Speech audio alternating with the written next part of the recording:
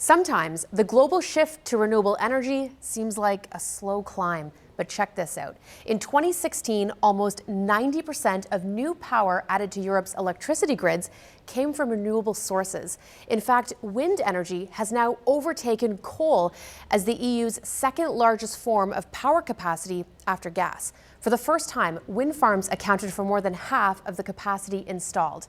Germany installed the most new wind capacity in 2016, while France, the Netherlands, Finland, Ireland, and Lithuania all set new records for wind farm installations. The biggest project was off the Netherlands coast when the Gemini wind farm was connected to the grid last February and will be the world's second largest offshore wind farm when finished this year.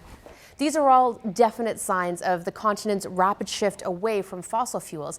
So this might all sound like good news as far as the growth in the green energy sector. But the concern is on the longer-term outlook. Only 7 out of the EU's 28 countries have clear policies for wind power in place beyond 2020. Industry leaders say they're worried about the lack of political support after 2020 when binding EU renewable energy targets end.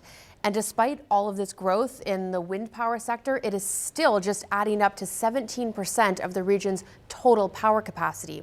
The industry is hoping much of the growth will come from filling in the gaps as governments force old coal power plants to close to meet climate change goals like the EU is committed to doing by 2025.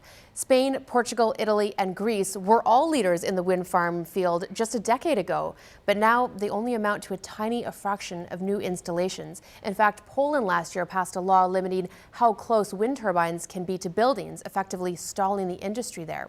So the result is an increasingly small number of countries connecting massive amounts of new power, like Germany, which has already 3 times as much wind power as any other EU country. They installed 44% of Europe's new wind capacity just last year.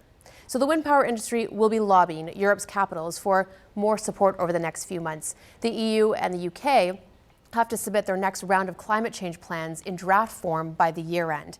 So maybe it is a slower climb after all, but at least we're climbing.